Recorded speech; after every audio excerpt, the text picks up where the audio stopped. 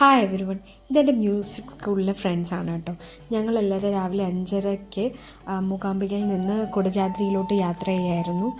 So ഫ്രണ്ടിൽ പോകുന്നത് ഞങ്ങളുടെ സ്കൂളിലെ കുട്ടികളുള്ള ഒരു ജീപ്പാണ്. ഇടയ്ക്ക് ഞങ്ങൾ ചായയൊക്കെ കുടിക്കാനായിട്ട് വണ്ടി നിർത്തിയായിരുന്നു. അപ്പോൾ കണ്ടൊരു പശുക്കുട്ടിയാണ് കേട്ടോ ഇത്. ഭയങ്കര സ്നേഹമായിരുന്നു. അവിടെ നിറയെ പട്ടികളൊക്കെ ഉണ്ടായിരുന്നു. അപ്പം ഞാൻ ബിസ്ക്കറ്റൊക്കെ മേടിച്ച് കൊടുത്തു, ചായയൊക്കെ കുടിച്ചു.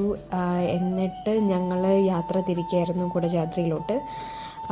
വളരെ സ്മൂത്തായിട്ടുള്ളൊരു ജേർണി ആയിരുന്നു. ഞാൻ ഭയങ്കര പേടിയുണ്ടായിരുന്നു, എനിക്ക് എൻ്റെ കൂടെയുള്ളവർക്ക് നല്ല പേടിയുണ്ടായിരുന്നു. പക്ഷേ ഞങ്ങളൊന്നും അറിഞ്ഞില്ലായിരുന്നു. നല്ലൊരു അമേസിങ് റൈഡായിരുന്നു. കാണുന്നില്ലേ, അതുകൂടെ എന്നിട്ട് ഇപ്പോൾ റോഡൊക്കെ അവിടെ ഒരുപാട് നന്നാക്കുന്നുണ്ട്. അപ്പോൾ മുമ്പൊക്കെ ഉണ്ടായിരുന്ന പോലുള്ള അപകടങ്ങളൊന്നും ഇപ്പം അധികം ഉണ്ടാവുന്നില്ല. പിന്നെ സമ്മർ ടൈം ആയതുകൊണ്ട് തന്നെ ചെളിയിലൊന്നും പുഴുതു പോയില്ലായിരുന്നു ജീപ്പ്. മണ്ണൊക്കെ നല്ല എന്താ പറയുക, ഉണങ്ങിയ മണ്ണായിരുന്നു. അപ്പോൾ ഇവിടം തൊട്ടേ നമുക്ക് ആ ഒരു വ്യൂ കാണാൻ പറ്റുന്നുണ്ടായിരുന്നു നന്നായിട്ട്. സൺറൈസ് ഞങ്ങൾ മിസ് ചെയ്തു കേട്ടോ. ഞങ്ങൾക്ക് അതിനു മുമ്പ് അവിടെ എത്താൻ പറ്റിയില്ല. 5:30-ക്ക് ഇറങ്ങിയിട്ടും അവിടെ എത്തിയപ്പോൾ 7 മണി 7:30-ഒക്കെ ആയിരുന്നു. അപ്പോൾ ഇതാണ് ആ ഒരു വാലിയൊക്കെ. ഞങ്ങൾ ഇറങ്ങിയ സമയത്ത് താഴത്തെ വാലിയിൽ നിന്ന് എടുത്ത റെക്കോർഡിങ്ങാണിത്.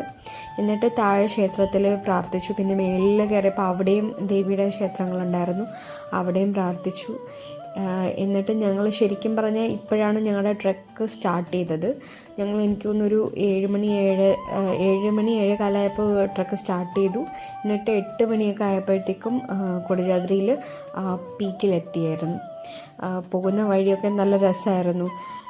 ഇത്തിരി പാടായിരുന്നു കയറാനായിട്ട്. പിന്നെ വേനലും കൂടി ആയതുകൊണ്ട് നല്ല രീതിയിൽ ചൂടും ഉണ്ടായിരുന്നു. ഈവൻ രാവിലെ ഇറങ്ങിയിട്ട് കൂടി. അപ്പോൾ വെള്ളമൊക്കെ കരുതിയിട്ടാണ് ഞങ്ങൾ പോയത്.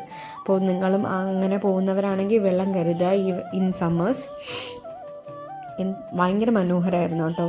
പിന്നെ അവിടെ ചെന്നപ്പോൾ നല്ല തിരക്കുണ്ടായിരുന്നു. കാരണം 8 മണി കഴിഞ്ഞപ്പോൾ നല്ല തിരക്കായിരുന്നു. അപ്പോൾ ഒരു പ്രൈവസി ഒന്നും നമുക്കങ്ങനെ കിട്ടത്തില്ല. ബട്ട് ഞങ്ങൾ അവിടെ ഇരുന്ന് പാടി.